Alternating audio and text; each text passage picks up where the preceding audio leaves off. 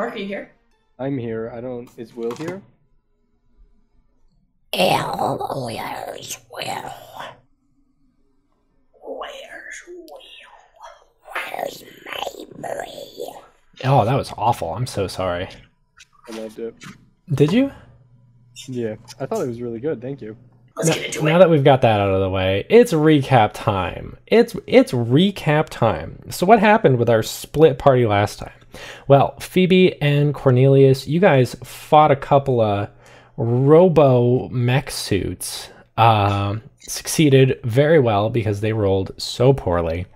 And one of them even blew a hole in the fence, which you then used to escape to places unknown. And Atticus, after recruiting the help of Michelle, traveled through the tunnels beneath Cinsiba with Anderson, because Nancy stayed behind to buy you some time, to the underneath of Dunst Manor. Once there, you found that McGrath had murdered and butchered 5 people that when you confronted him and did some pretty hefty damage to him, Atticus, with your blade key, revealed that those 5 people were the only ones who know what happened to your friends. And as you stand over him, he raises his cane, which, as I mentioned last time, no one ever fully investigated, and reveals itself to be a shotgun, which is about to blast you. Can I do anything? You can... Ideally, I'd just like to swipe my blade sword up, which would ideally just knock his gun up as he shoots. Careful of your head. Yeah, but... I am going to say that given the reaction time, you're going to need an extreme success. Alright, extreme success or I die, guys. Let's find out. Where'd my dice go? I believe in your dice. I believe in you, Beth. Alright. What am I rolling again? You're going to roll for your blade key. Oh, so, okay, so just like... Yeah, you're making an attack roll to counterattack him. He got a hard success, by the way. Okay, here we go. I actually got an extreme success! Holy shit! I needed a 15, I got a 7. That's a Beth hard says, success. Beth says, I ran. Oh, no, your extreme success was a 15 and you got a 7. All right. Yes. So you knock the shotgun out of his hands as it blasts the hole in the wall. And he turns back towards you after looking at it and grins. And it is time for some initiative. Nice. Or combat. When order, Beth only has to rather. roll 1 initiative and Max has to roll 4. I have to roll 5. What's initiative out of again? Dexterity? Dexterity. I got a hard success. These dice are so good. I love these dice. Thanks for never failing me. Laughs at Max's dice. Laughs at Max's dice in Beth dice. Anderson is actually up first, and he is going to turn to you, Atticus, and says, "Do you want me to? I'm going to rip that fucking tank off his back." Okay. All right, so he is going to run towards Archimedes. Okay, that is an extreme success. Can Archimedes dodge out of the way? No. So Anderson sprints forward and rips the mask and oxygen tank away from Archimedes. And with all of his strength, he throws it as far as he can, sputtering and clanging down the hallway. And before anyone else has a chance to act, the first mech is up. For its first action, it is going to run towards you, Atticus, and try and tackle and pin you to the ground. Okay. Am I able to like, dodge that? Yeah, you can dodge, you can counterattack, whatever you want to do. I'm gonna try to dodge it. Okay. I got a success. Okay. I got an extreme success. Book. Okay. So the mech pins you to the ground as you are now impeded by the weight of it, and you are going to take 4 points of damage from the impact and the crushing. And, Ow, my bones! and for its second action, it's going to use one of its mechanical arms to try and grab Anderson by the neck. I lost my other dice.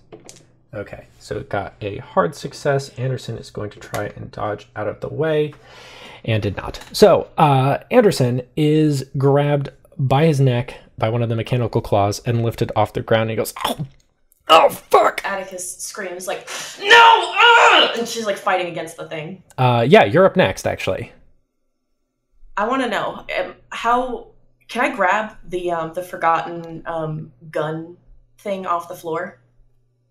The gun cane. Yeah, it's still, I think, within grasp. Okay. I want to grab the gun cane, and I'm aiming it for the person that I'm assuming is in the console. Yep. And All right. I'm just gonna fucking shoot it, like without even thinking. All right. That sounds good. Oh, there's my other dice. All right. It's going to try and hit you back, actually, as it sees you go for it, for the cane. So it got a hard success to hit you. That's a good thing. I got an extreme success. All right. So you grab the cane, hoist it up into its head, and fire the trigger. So you are going to do, I think it's 1d. I should probably look this up, actually. Sorry, everyone. I don't mean to pause the action. I wasn't prepared for this, to be honest with you, because I didn't think we were going to do this tonight. Max, I asked if you were prepared. I was prepared for the last episode that we did, and y'all were like, "Hey, Max, it's time to do another one." And I said, "Okay, here we go." All right. So this gun at this range, Atticus, if you want to know any idea of what you were in for, you are going to roll 4d6 plus 2 damage. Oh. Okay, 6, 3, 4, 5. Okay. What is that? 18. 18 damage. All right. So you blast the mech suit's head clean off as a mess of wires stare at you back as you continue to be pinned to the ground. She looks shocked. And Archimedes stands up now with kind of like a shaking. And he says, "Now, why did you go and do a thing like that?" Fuck you! He stares at you pinned down and Anderson struggling and says, "I'm sorry if you thought the oxygen was to keep me alive. I'm terribly sorry about that." And Archimedes actually starts growing, and you feel a heat as his skin starts to smoke and smolder. And he says, "It wasn't the disease that was going to take me. It would have been the aftermath, maybe the fire department that would have killed me." And with that, he bursts into flames, now standing at about 8 feet tall. Atticus, like, half scream, half, like, it dies in her throat, and she kind of, like, just watches that happen. Yeah, so now towering over you, the back wall starts to get engulfed in flames, but that is going to be his turn. And next up, Beth, I think you called it, but in the in the first encounter with Archimedes, where it was Cornelius and Nancy at dinner, Nancy mentioned something. She was casually like, "They say if he ever takes that oxygen mask off, he'll burst into flames." I was like, And by God, he fucking did. And by God, he sure did. And next up, we have mech number 2, which as its first action is going to try and break Anderson's other leg, I'm going to say. That is an extreme success. Anderson got a hard success to resist that. So Oh! Oh! Bad news bears, everyone. Anderson Rivers is about to lose his other leg. Atticus is screaming. Yeah, so the second mech runs up and with both of its main hands wraps their hands around Anderson's leg, and with a sickening tearing and snapping sound, only drowned out by the sound of Anderson screaming, his other leg is now completely detached from his body as he takes 12 points of damage. And he is not looking super good. But that's okay because this mech has a second action to try and put Anderson out of his misery. And nope, Anderson is living for another day until mech number 3 comes up. And mech number 3, I'm sorry, everyone. I see the comments. I'm sorry.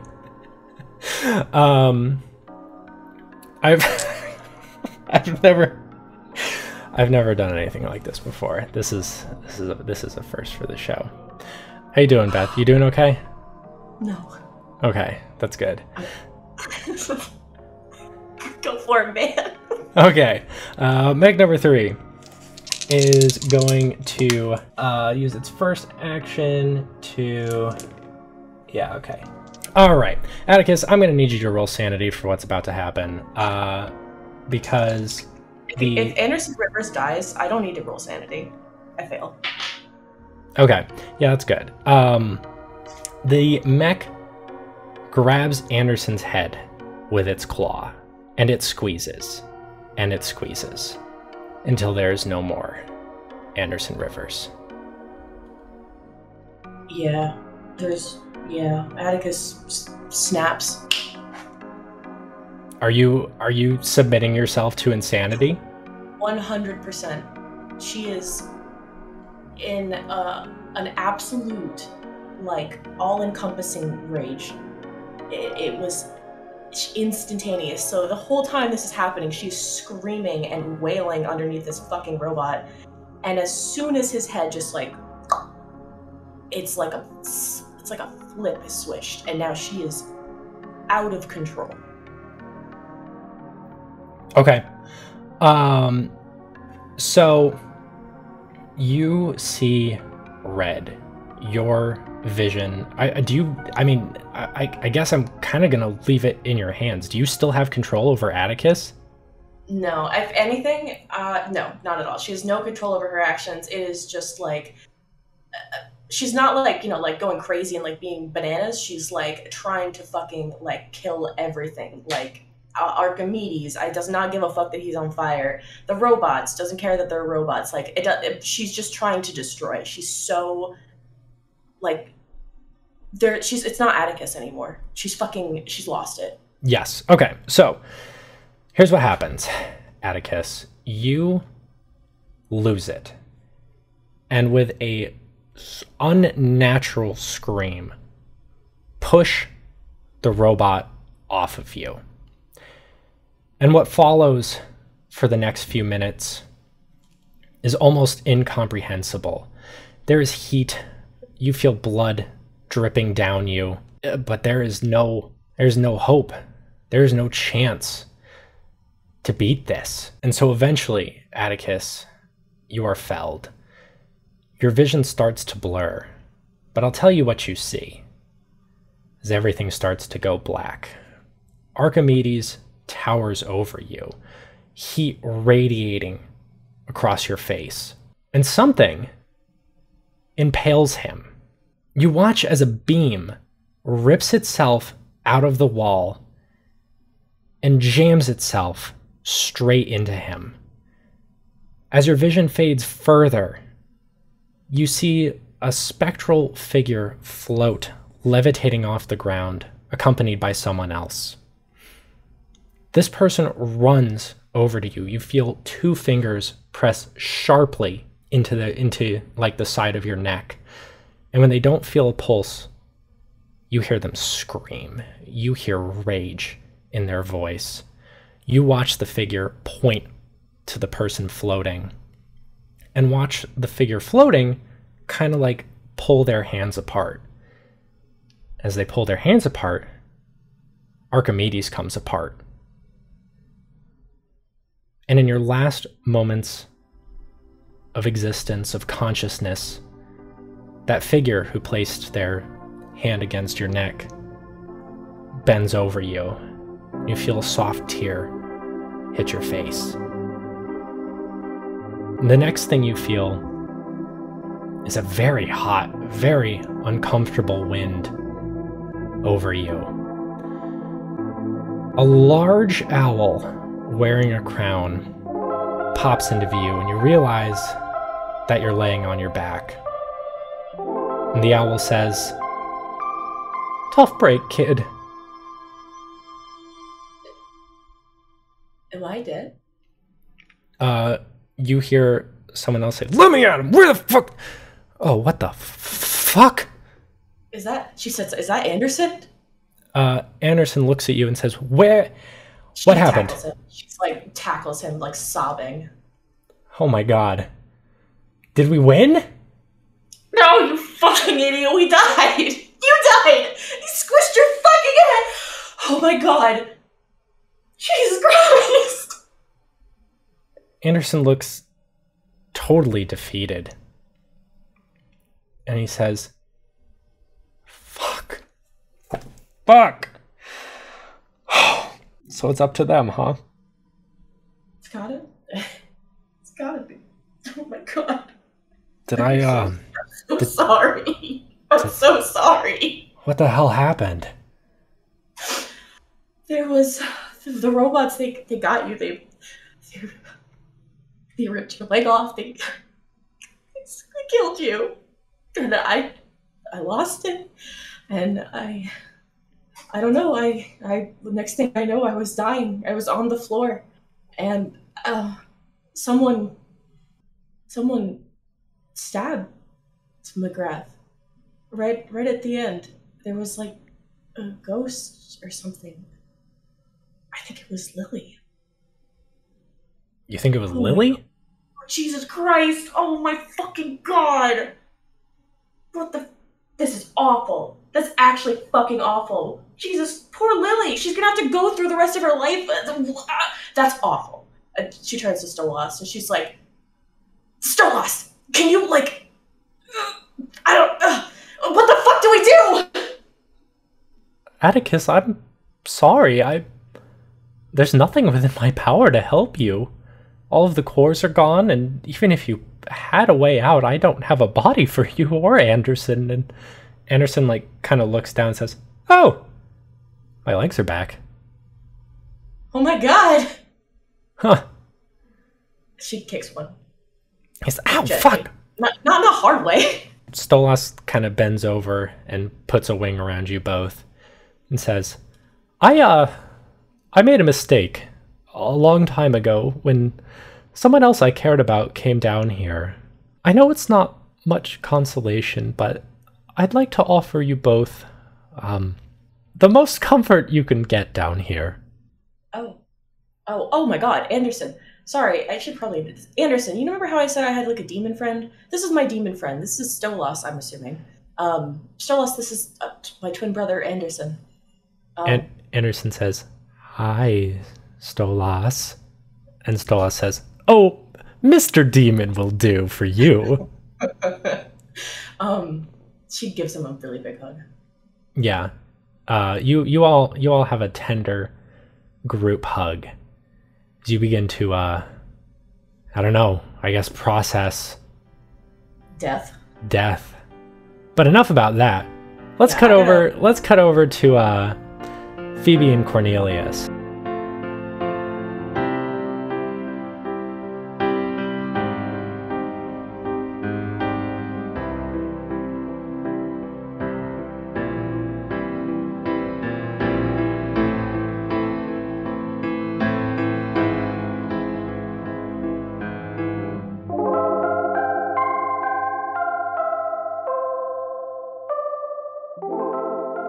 Hey everyone, it's Max here for your regularly scheduled ad break. What is up? Thank you so much for listening to The Mostest Dangerous Game Part 4. I hope you don't hate me. This is definitely one of our most intense adventures, as you've no doubt seen and observed, but I do hope you're still enjoying it. We have so much good stuff still coming up, and plenty of funny if the more serious stuff isn't your thing. So don't worry about that, but stay tuned. I hope you're looking forward to the next episode, which is coming to you when? That's scary. December 5th on Patreon and December 12th everywhere else. That is bananas. That is bananas. But still, look forward to it. I really hope you'll still look forward to it. Now, this is the last time that I can address this particular announcement for both patrons and our every other listener, which is the 5-year tin anniversary details. We finally have those on lock, and I'm so excited to share them with you. In fact, you may have seen them. We did post an announcement in our main feed and on Patreon to also address it. It's even on Discord, so there's so many opportunities for you to hear about this. But it is on Monday, December 5th, which for normal listeners is today. It is today. When is it? It's going to be at 6:30 p.m. Eastern Standard Time, and you should definitely come swing by. You can find a link to the Twitch channel on Discord, on Twitter. Come hang out for our first live streamed adventure. It's going to be a probably not totally canon, but partially canon. Oh my god. Season 2 adventure taking place a little bit before this for obvious reasons, but join Cornelius, Atticus, Phoebe, and of course all the other characters that I play live for the first time. And then to top it all off, we are going to be playing some games, probably do some audience participation. Come enjoy our 5-year anniversary event. I hope to see you there. You know who else I hope to see there? Your friends. Tell your friends about This Isn't Normal. We love it when your friends find out about the show. You can use the hashtag TinCast on social media to spread the good word. Probably most, I don't know about Twitter. What do you guys think about Twitter? It's been interesting the last few weeks, that's for sure. That's all I'll say on it. But anyway, use the hashtag TinCast. We don't really have, as you can imagine, many more names for the rest of the season, but starting in season 3, there's going to be so many opportunities to get your name in the show as a major or minor character. And some of you who are probably like, well, where's my name? I actually got you, and you have no idea, and you won't know for a while, but I got you. It's just sort of the way the process works sometimes. So where can you find us on social media? Well, you can find us on Twitter at TIN_cast, on Tumblr at TIN-cast, and on TikTok at TinCastTalk. Come to join our social media. And our pinned tweet on Twitter is for our Discord link. It is a wonderful community of listeners. I hope you will come check it out in some way, shape, or form. Just helps you keep up to date with the show. If you're feeling generous this holiday season and would like to help the show out financially, I have the perfect Christmas present. It's patreon.com/tidcast. It is our financial support for the show. We would love to have you there. For $5 a month, you get access to every single episode except for holiday specials a week early, which is really cool. You get to hear a little bit more madness and be the first one to know. And of course, you'll also get invitation to our private Discord channel for patrons to discuss and yell about all the latest shenanigans. God, I'm shuddering to think about the shenanigans that will be generated because of this episode. But particularly what you've already heard, and probably some of the stuff to still come. And for $10 a month, we thank you each and every week during this portion of the show. And that's why it's time to thank Mango, Amanda Krondar, Morgan Wolbrandt, Emily Laderna, and Smarties for their continued support of the show. Did my phone just go off? Oh my god, I'm making so much noise. Those are my noises. Those are my noises of appreciation for this week. Thank you all. Thank you. No, seriously, thank you to our $10 patrons, because you guys are fantastic. Just absolutely phenomenal. Last, but certainly not least, if you're listening to this on a service that lets you rate, comment, and subscribe like iTunes or Spotify or YouTube. We're on YouTube. No one listens to our YouTube channel. Can you believe it? People don't want to go to YouTube for their podcasts. I'm shocked too. But we have all of these services that you can listen to us on, and it would mean the world to us if you would leave us a rating on those and kind of help elevate the show in that regard. We'd really appreciate it if you did that. So thank you. Is that it? I think that's it. I think that's it. This is a very serious episode. It is definitely probably the most serious episode of This Isn't Normal to date. And I know it is different from our normal stuff. And I still hope you enjoy it. I still hope you look forward to what's coming. I obviously I can't tell you, but there's so much good stuff coming. So bear with us. Thank you all. We love you guys. Please join us December 5th for the very first Tin live stream. I'm so excited. And until then, stay safe. Give your dog a hug for us. And we'll see you next week.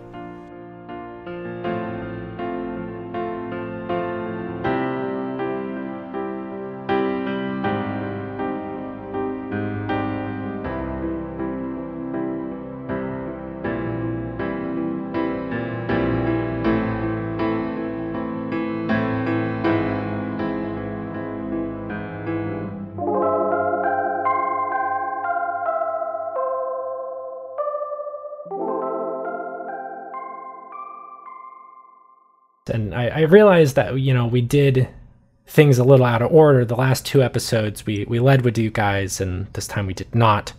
So I hope you can forgive me about this.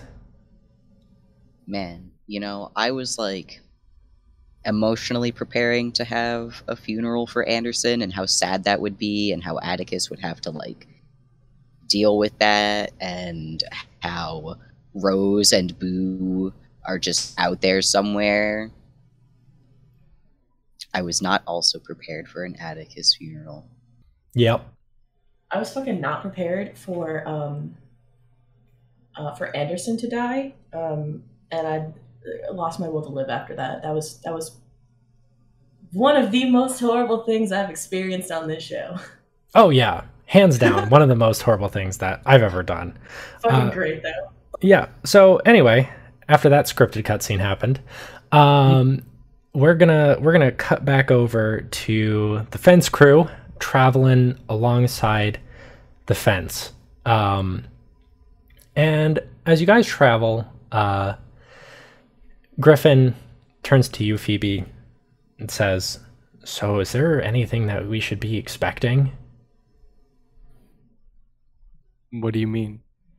I don't know. I mean, some guy shows up and kidnaps us and 6 robots on us. I just don't know if you have any more insight about what the hell else he's going to throw at us. Honestly, no, nothing. I know about the mech suits, but that's like, I don't know. That's really all I'm expecting is those robots, I guess. Oh, good. Oh, good. That's good. And from down the fence a ways, Sue says, "Guys, get the fuck down." Scrunch. Down. Sue says, "Guys, look." And she points, and at the edge of the fence, you see a large house. Oh. Does this look like the Dunst Manor? It sure does look like the Dunst Manor. Yikes. Okay, well, guess we should make our way towards the manor. Are you fucking crazy? Is this the guy that kidnapped us? We have to kill him. Those are the options. We kill him or he kills us. How the fuck are we gonna kill him? I don't know. With a weapon? Do you know how fucking big this place is? There's gotta be something we can pick up in here. Even if it's just like a fucking, I don't know, a bookend. That shit's heavy. So you guys are We still also about have like... spears. You're gonna kill this guy with fucking... He has robots! What the fuck ever? We killed 2 robots We with killed the spears. robots. Yeah, they were kind of dumb, so we're good. So just to put it all in perspective, you guys are about like I'll say 300 yards away from the house. I mean, it's a big house, but you can also see like the street and some other houses. And Sue says, "Let's fucking call the police." Listen, you can run if you want. That's fine, but we have to fucking kill him. I'm not. Fine. Let's go fucking kill this guy. Piece of shit. And she starts trudging off towards the house. Yeehaw. We go to the house. All right. As you guys start to get closer and closer, Sue says, "Man, it doesn't really. This is where this guy lives. It's kind of a dump." It's like someone else's house. Well, you see that the manor, Cornelius, it looks a lot shittier than you remember. There's like moss growing on the side of it. It looks like it's been very poorly kept. Phoebe was just here. It definitely didn't look like this like 24 hours ago. Right? No, as a matter of fact, it did not look like this 24 hours ago. Guys, this is a little sus. Is this like a duplicate? We should This is our second Dunst Manor that we keep in the woods behind the house. They probably definitely have two. That's the explanation. Yeah, this is like the burner house, you know? Burner house, yeah. Yeah, that's exactly what I would call it. Yep. Cornelius sweats a little. My second house, that's not my first house. The burner. Griffin looks around and says, "Is this a nice neighborhood?" Yeah. He points across the street, and the house across from the Dunst Manor, the door is completely blown in.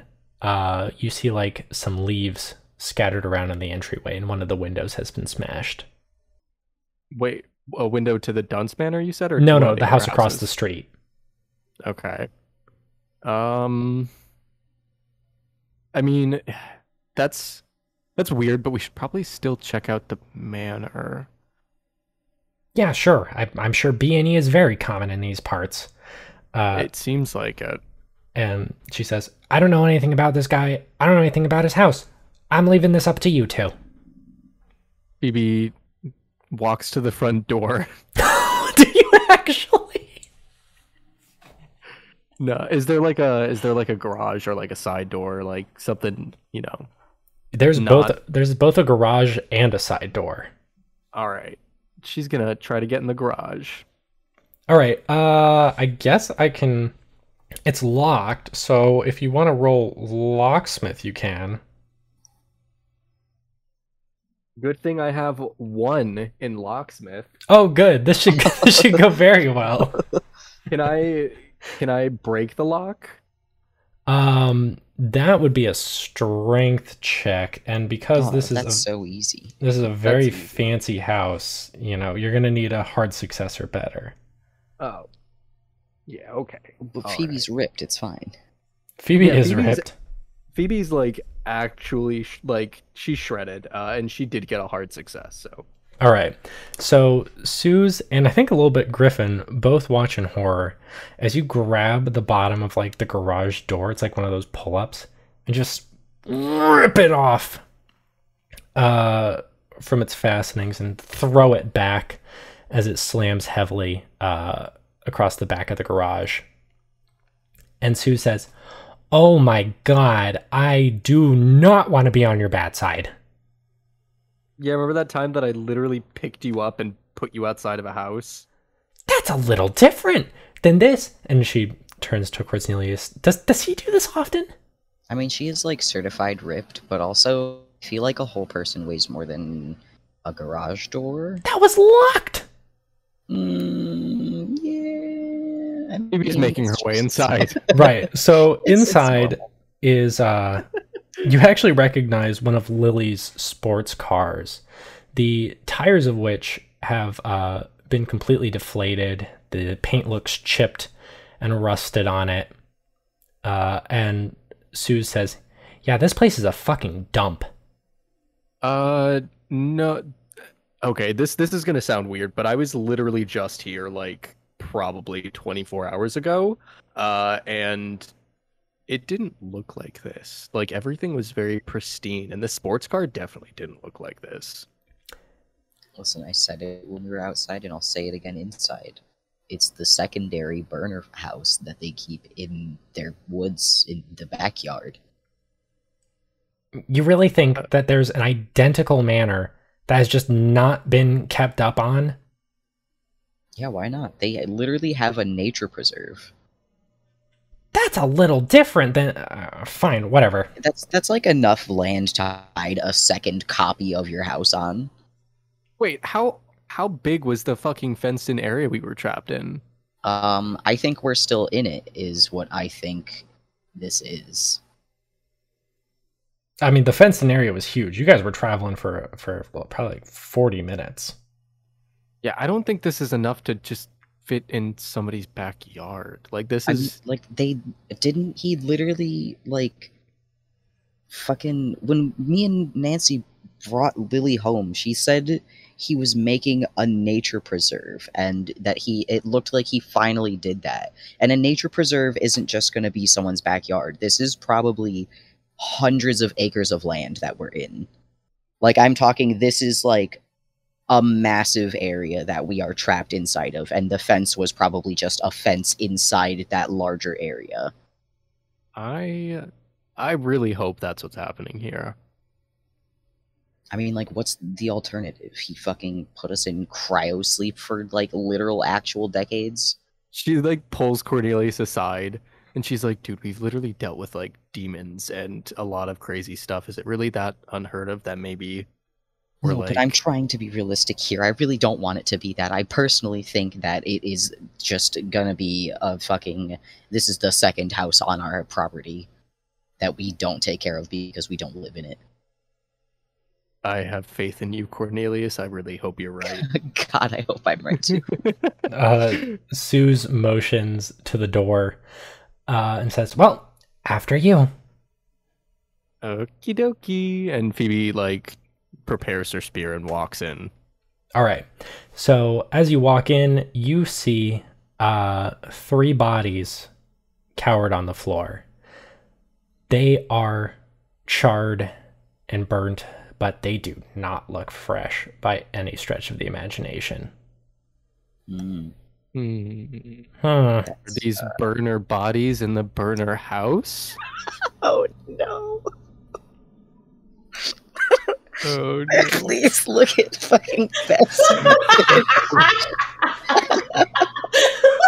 I said in the chat, it's your girl. My brother. With like the colon O face.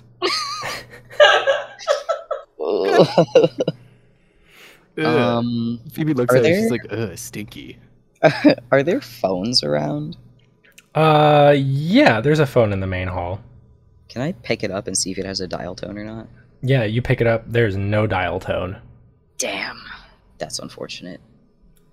Is there power in this house?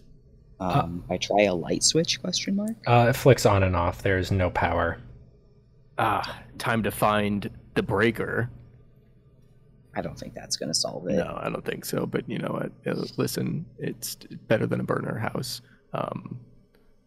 Can I be peeping around to see if there's any, like, fucking ass weapons around this place, like, decoratively, that I can maybe take to use? Yeah, you can roll luck. Yeah, okay. I would hope this man would have weapons around his house if he's going to be playing this fucking murder game with us. I just also think that it's very reasonable that the Dunst house would have, like, I don't know, a suit of armor with, like, a sword or axe. Or, like, a decorative gun on the wall that's actually a gun, but, like, they don't use it as a gun because it looks nicer on the wall, and where are you just going to be shooting a gun in town? You said luck? Yes.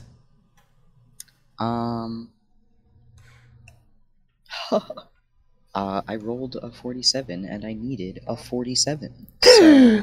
Alright, there is a rusted decorative suit of armor clutching a rusty sword. Nice. Tetanus. That's why we don't poke ourselves with this. We poke other people with it. While Cornelius is like prying this fucking dirty axe from this suit of armor, can Phoebe look around and see if there's anything like? Let me think of how to put this. You know what? Actually, I'm gonna, because Phoebe was in Lily's room before, so she's gonna go upstairs and she's gonna scope out Lily's room. All right. So you head upstairs. There is no sign of Lily. In fact, the whole house, there's no signs of life. Lily's room looks pretty much the same, just like everything else, dusty, kind of rusty, and her stuffed animals look worse for wear. She's gonna like bang around on the walls and see if anything like, because you know her room was fancy and like had stuff coming out of the walls. Yeah. She's gonna like bang around on the walls and like move books and stuff and see if anything happens. Can I roll luck? Yeah, you can roll luck. I feel like if Phoebe gets lucky, she could pull this off. Mm-hmm. Hold on, let me luck. Am I just rolling against my luck total? Yes. Oh. Oh yeah. Yeah, that's a hard success. All right. So with a hard success, as you bang around on the wall, the same compartment that opened up and had like the tea in it flies out, and in it is a little note. Phoebe grabs the note and she doesn't read it yet, but she runs downstairs to everybody else. Okay. Suze is like slumped, sitting on the ground, back up against it, legs just kind of sprawled, kind of gives you a glance as you run back down the stairs, and Griffin says, "What's up?" So I was like banging around in the room upstairs because there's like stuff in the walls. And I found a note, and I haven't read it yet, but yeah, I'm gonna read it now. Okay. And you open it up, and in a voice that sounds exactly like Phoebe. Don't be fooled. Don't be fooled. It's Phoebe who says this.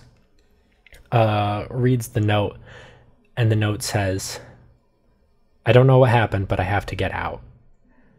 My girlfriend just called. There's something wrong. She's being blamed for something, and she says it's not her. I'm worried that Archimedes is up to something nasty, so I'm leaving until something happens, until this all blows over. I don't know where I'll be. I don't know if anyone will find this, but I hope this gets resolved soon. Lily." Lily, no. Where did you go? Sue says, okay, so we done here? Well, I don't know if like the burner farm or burner house would have a note hidden in the wall. So like, guys, I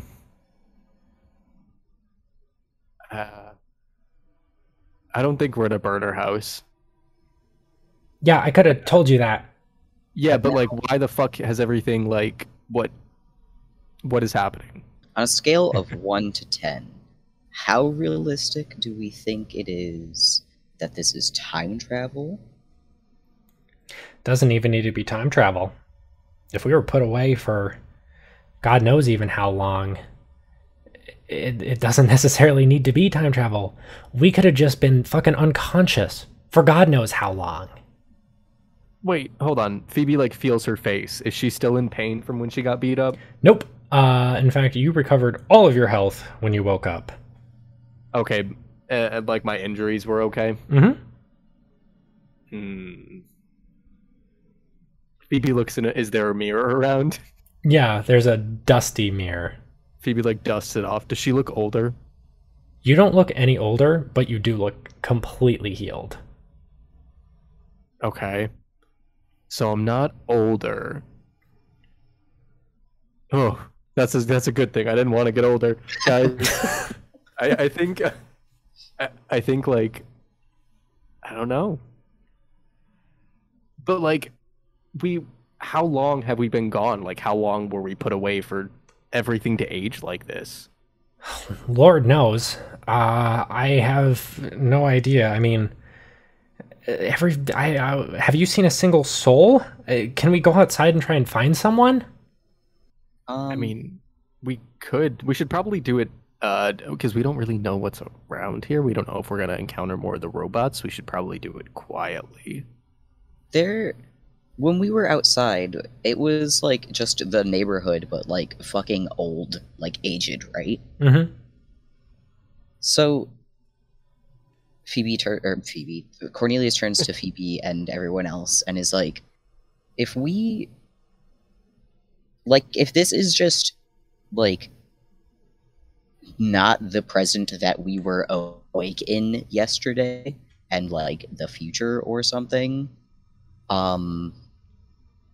what if we just like actually go like to town? Because there's a road out there, like we can follow that. We could try to see if any of the cars work too, just to like make it a little bit faster.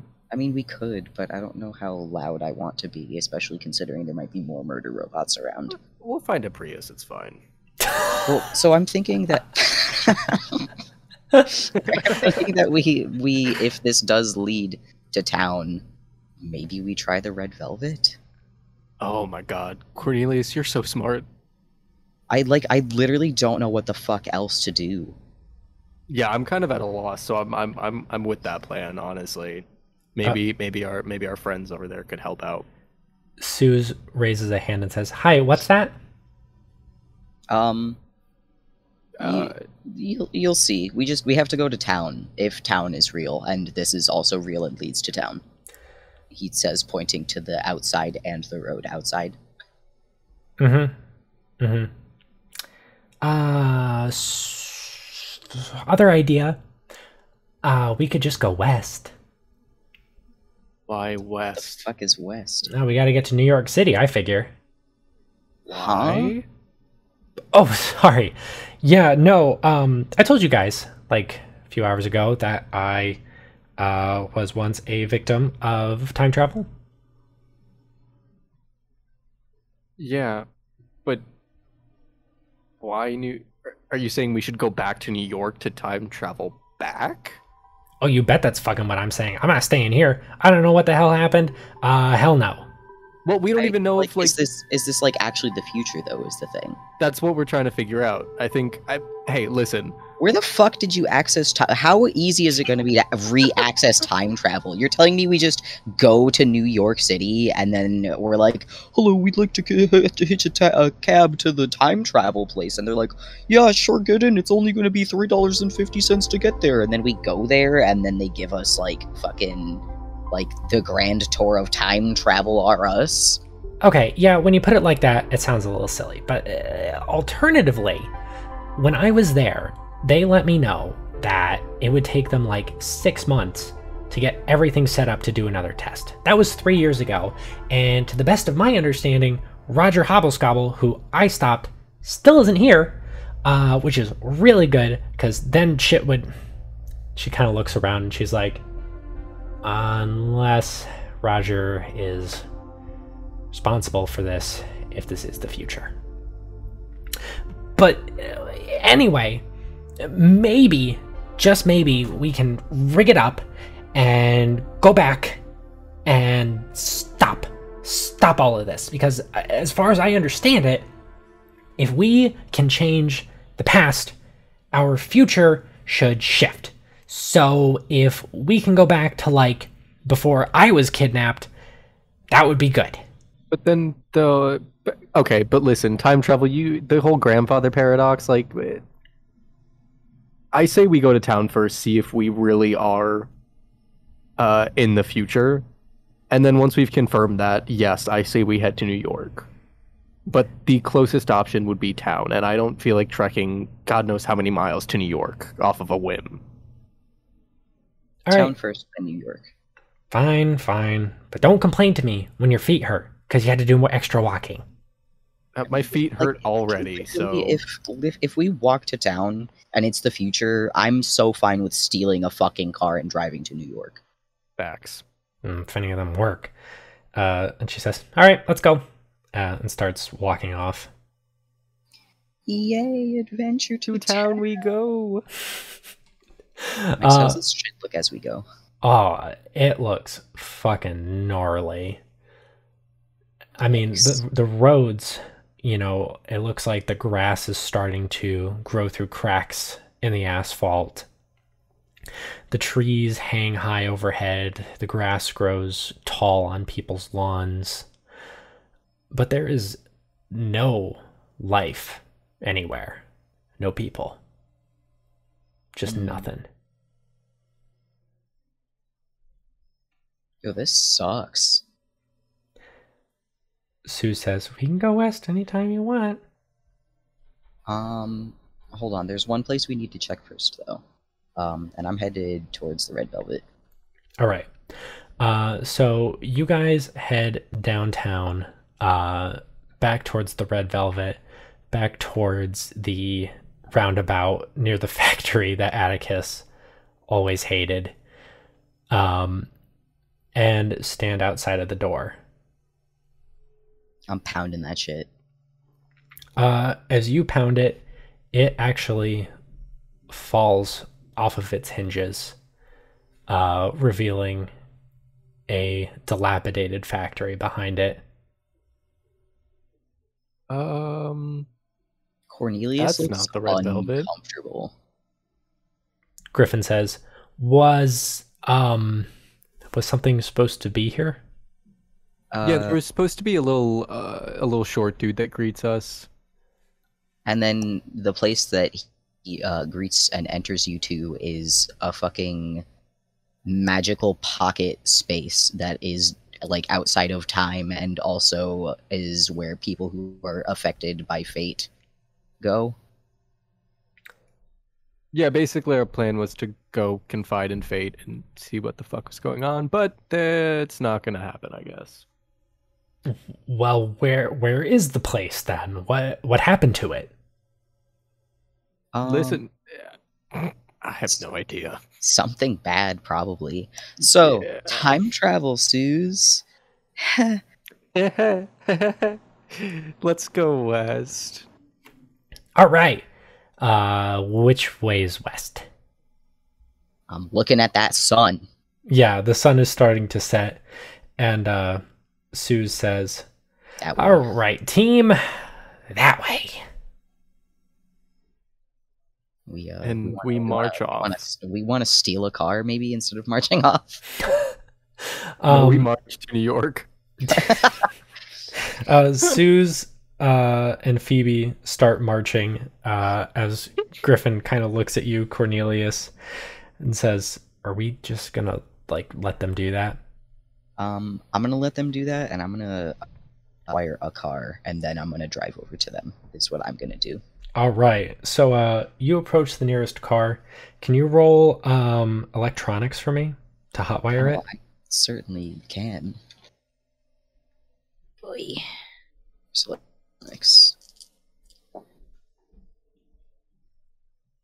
Oh, wow. Well, you know, I simply didn't have anything in electronics, which is really unfortunate because I did roll a 4. But, you know. Wait, what's the base for electronics? 1. Oh no! Phoebe, can Phoebe hear this as she's marching and be like, I gotta do everything? Yeah, you hear some sparks. Like Cornelius kind of burns his hand a little bit. She gives Cornelius' hand a little pat where he got burned, and then she's like, let me try. Listen, I am a farm boy. I'm not a car stealing boy. Listen, I got my truck, and that's it. I got my truck, my tractor, and my my barn filled with cockroaches. Damn, you think the cockroaches are still there? Cockroaches could survive nuclear fallout. Honestly, I couldn't care less. And Phoebe tries to hotwire the car. Can you roll electronics for me? Absolutely. And because I have something in electronics, I did succeed. All right. So Phoebe, you hotwire. What's this car? A Hyundai Bentra. A Hyundai Bentra. I love it. What color is it? Probably a nice brown and or green at this point. It is a nice brown and or green Blende Ventra. Who's driving?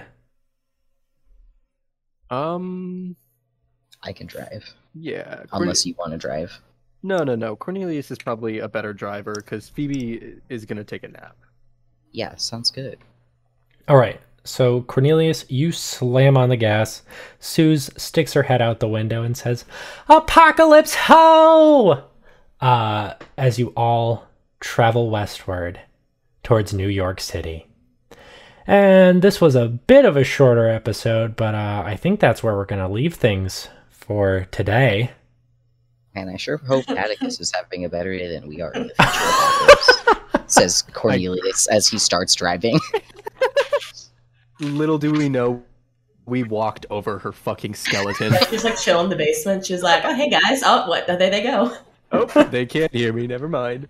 Yo, I can't believe my best friend and roommate Atticus is dead.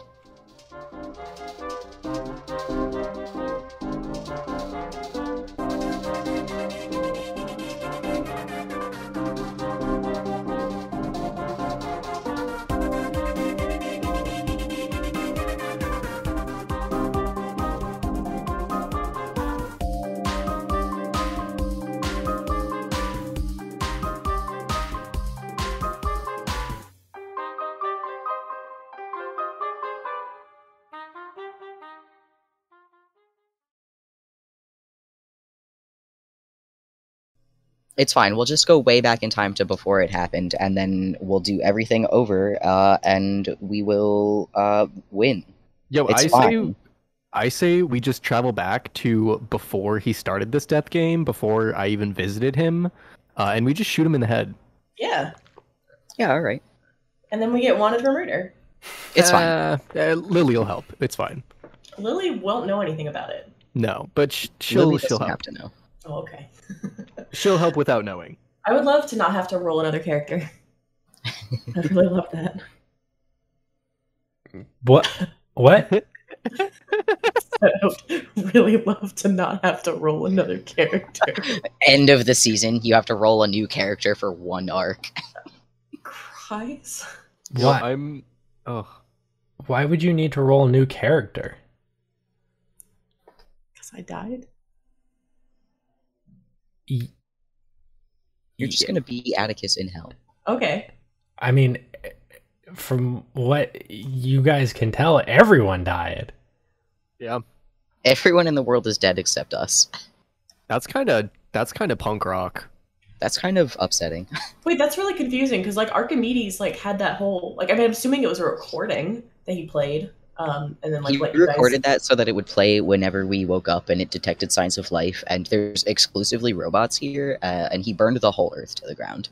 Jesus Christ, this guy's. Well, I mean Lily ripped him apart at the very end, so and then the age of magic maybe it like fucked everything up. Yo, what if Roger Hobblescobble is behind? Like, obviously, Archimedes was a fucking wiener dick and killed a few people, but like, what if Roger like actually killed everybody? As Roger, I don't know if I would do that. I think Roger's goal was to like enslave demon kind for the betterment of humanity. Specifically, was his goal. Now he's a father. But now he's a father of a double demon baby owl. Double demon baby owl? A double demon baby owl that has control over demon kind, so he doesn't even need his fucked up magics. No, but he's also question mark married to the actual concept of fate. So I don't know if this would be a Roger thing. Max, is that canon? That Roger and Fate are like bedooping. They don't have to be having sex, but like they're together. I'm going to not answer that because technically we still actually need to go back in time and do the next Jimmy James episode at some point in the next few weeks. That's so true. But Brett is getting married, so that's not that. No, not yet. Max, can I send this image to the Discord with the only context being recording is fun? I made sure to keep it ambiguous and redacted. Yeah, you can post that. When you guys hear this episode, it's 2 months. You're gonna shit. Honestly, that was fucking amazing. That was such a good that was a good session. That was really good. Absolutely insane. And I told Max about how I had this dream that we were all fighting in the fucking like sanctuary, and I think like Cornelius and Phoebe were down, but Atticus got her literal leg ripped off by a robot, and then like question mark died. And then it was Anderson, and I was like, "What the fuck?" Beth, what kind of dreams do you? I don't think I've ever like dreamed about the podcast. It's because and I mean this literally, think about it almost nonstop, especially recently, because I'm so like into the podcast and my character and like Anderson and just like making plans and thinking about shit. That it's always on my mind, in the back of my mind, and now it's in my fucking dreams. I cannot stress to you how much that literally also happens to me, where like you just think about something so much that it literally is what you dream about at that point. Yeah. And I'm talking like this happens to me with everything. Like I'm including Tetris in this. I've had Tetris dreams before. Oh no! Who hasn't had a good Tetris dream? It's just a brain feature. You think about and do something enough and with a frequency that is unrealistic, it just becomes what you dream about.